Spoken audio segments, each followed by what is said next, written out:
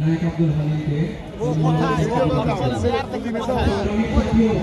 ইতিমধ্যে আমাদের বেশ কয়েকটি রাজনৈতিক দলের সদস্যরা আমাদের মাঝে উপস্থিত হয়েছেন।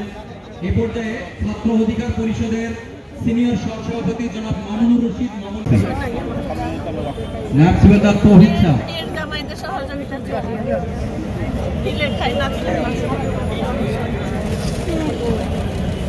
আমাদের দুঃখ একমাত্র আল্লাহ ছাড়া কি আল্লাহর উপরে অপেক্ষা করে আছি। এই দিনটা দেখার জন্য আল্লাহর কাছে দেখায় স্বামী কোলে মাথা রেখে যদি মরতে পারি একটু আমি আশা করতেছি। আমাদের জবরদস্ত করা হয়েছে, দেশবাসীর কাছে আমাদের যে কলঙ্কিত রয়েছে কলঙ্ক মুক্ত আমরা চাই। আপনারা কি চান আমরা কলঙ্ক মুক্ত হব? এদেশে আমাদের পুনরায় আমাদের সীমান্তে ফিরে যেতে হবে, এটা আমাদের দাবি। আমাদের আইন সরকার আমাদের সাথে আছে, আমরা সবাই তার সাথে ঐক্যবদ্ধ হয়ে আমরা কাজ করবো, এটা আমাদের প্রতিজ্ঞা, আমরা করে যাব। আমরা পবিত্র আযানের জন্য 2 মিনিট সময় একটু অপেক্ষা করি এবং আযান শেষে আমাদের কর্মসূচি অব্যাহত থাকবে।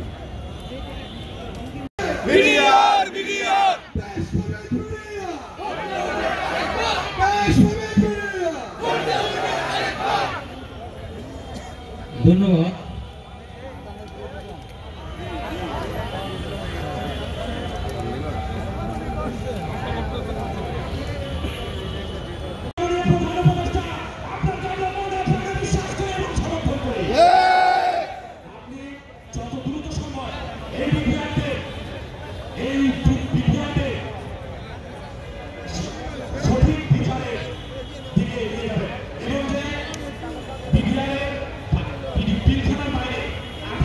সাংগঠনিক বক্তব্য দিচ্ছে না, এই বক্তব্যকে আপনারা মানেন? উপদেষ্টারা, মাননীয় উপদেষ্টা মহোদয়রা, আপনাদেরকে স্পষ্ট করে বলছি, এই তরুণ প্রজন্মের 2024-এর গণ অভ্যুত্থানের যে বাংলাদেশ তৈরি হয়েছে, এই গণ অভ্যুত্থানের বাংলাদেশে আর মানুষ বৈষম্যের শিকার হতে চায় না। বাংলাদেশের মানুষ বিশ্বাস করে বাংলাদেশ পরিচালিত হবে বাংলাদেশের পার্লামেন্ট থেকে। বাংলাদেশ আর কোথাও চাকরি থেকে অব্যাহতি দিয়েছে, কারা তাদেরকে দোষী সাব্যস্ত করেছে? তৎকালীন আওয়ামী লীগের তদন্ত কমিটি। যদি কেউ দোষী সাব্যস্ত হয়ে থাকে অবশ্যই তার শাস্তি হবে, কিন্তু তদন্ত করুন, নতুন করে তদন্ত করুন। এই উপদেষ্টা পরিষদের উপর বাংলাদেশের জনগণের মানুষ আস্থা রাখতে চেয়েছিল, বাংলাদেশের জনগণ আস্থা রাখতে চায় এবং যারা নিজেরা চেতনা যদি মুক্তি পায়, এটাই আমার দাবি। কিন্তু আমার ছেলের আকাঙ্ক্ষা করে গেল, আমার ছেলের কান্না, আমার তিনটি সন্তান নিয়ে আমি খুব কষ্টে দিন কাটাচ্ছি। কিন্তু আমি আমার স্বামীর ভালোবাসা, আমি সন্তানের ভালোবাসা থেকে বঞ্চিত হয়েছে। আমার আশা ছিল ফিরে আসবে, কিন্তু ফিরে আসেন নাই, সে মারা গিয়েছে। আমি চাই আমার এই 2 সন্তানের জন্য এবং সকল বিডিআরদের জন্য আপনারা কিছু করেন, এটা আমার চাওয়ার কিছু না। ধন্যবাদ সবাইকে। আসসালামু আলাইকুম। আমি আপনাদের সামনে দুটো কথা বলবো, শুধু দুটো দাবির কথা। সেটা হলো, আমরা আজ একত্রিত হয়েছি আমাদের নিরপরাধ বিডিআর ভাইদের মুক্তি এবং আমাদের নিরপরাধ বিডিআর ভাইদের চাকরিচ্যুতি যাদের হয়েছে তাদের চাকরি এবং পেনশন গ্র্যাচুইটি সহ সব রকমের সুযোগ সুবিধা ফেরত দেওয়ার জন্য অনুরোধ করছি।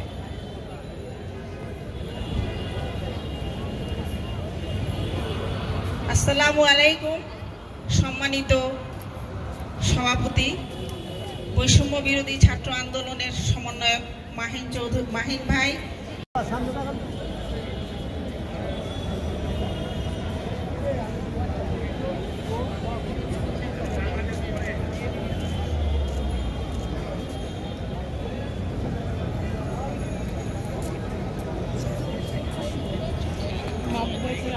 ভাই ঢুকেন না আপনার না সামনে যা 25 এবং 26 ফেব্রুয়ারি যে পরিকল্পিত হত্যাকাণ্ড আওয়ামী লীগ ঘটিয়েছিল, সেটা তাদের মুখ থেকে চাক্ষুষ প্রমাণ পেয়েছেন।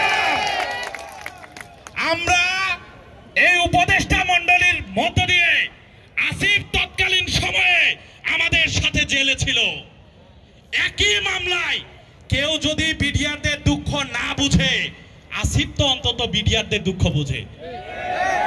এবং আদিলুর রহমান খান ভাই, তিনিও জেলখানায় কারাপ্রবিষ্ট ছিলেন, তিনিও তো বিডিআরদের দুঃখ বুঝে। অন্য কেউ অন্য কোন উপদেষ্টা লটারির মধ্য দিয়ে আসতে পারে, কিন্তু তারা তো জেল জুলুম হামলা মামলার মধ্য দিয়েই উপদেষ্টা হয়েছে।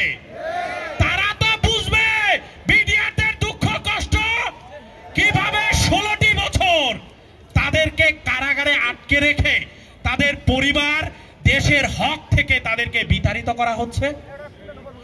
আপনারা কি বলতে পারেন বাংলাদেশে ফ্যাসিস্ট শেখ হাসিনা এই 2009 সালে যে বিডিআর বিদ্রোহের নামে যে পরিকল্পিত হত্যাকাণ্ডটি ঘটিয়েছে, এটাতে ফ্যাসিস্ট শেখ হাসিনার মাপ পাওয়ার, ক্ষমা পাওয়ার কোন সাহস আছে? আপনারা কি বিশ্বাস করেন শেখ হাসিনার ফাঁসি দেওয়া দরকার? গত পরশুদিন স্বরাষ্ট্র এবং যারা বিডিআর হত্যাকাণ্ডে ভুক্তভোগী যারা আছেন সকলকে আমার লাল সালাম। শুরুতে আমি বলতে চাই, গতকালকে স্বরাষ্ট্র উপদেষ্টা উনি স্পষ্টভাবে বলেছেন যারা বিডিআর হত্যাকাণ্ডের কারণে ভুক্তভোগী হয়ে চাকরিচ্যুত হয়েছেন তাদেরকে নাকি উনি চাকরি ফিরিয়ে দেবেন না। আমরা আমাদের আজকে এই শহীদ মিনারের কর্মসূচি থেকে ঘোষণা করতে চাই, এই পরবর্তীতে যে 8 দফা দাবি, যেটি 6 দফা থেকে আমরা এক্সটেন্ড করে নিয়ে আসছি, সেই 8 দফা দাবি যতক্ষণ পর্যন্ত পূর্ণ না হবে, মেনে না নেওয়া হবে, একটিও যদি অপূর্ণ থেকে যায়, আমরা এই মাঠ ছাড়ব না। আমাদের সাথে বাংলাদেশের সকল আমার ছাত্র জনতা, তৌহিদি জনতা, বৈষম্য বিরোধী ছাত্র আন্দোলন, ছাত্র অধিকার পরিষদ থেকে শুরু করে আনাচে কানাচে যতগুলো সংগঠন রয়েছে, যতগুলো সংগঠন এই ফ্যাসিস্ট শেখ হাসিনার এগেইনস্টে দাঁড়িয়েছিল, সবাই আমরা একত্র হয়ে মাঠে আছি।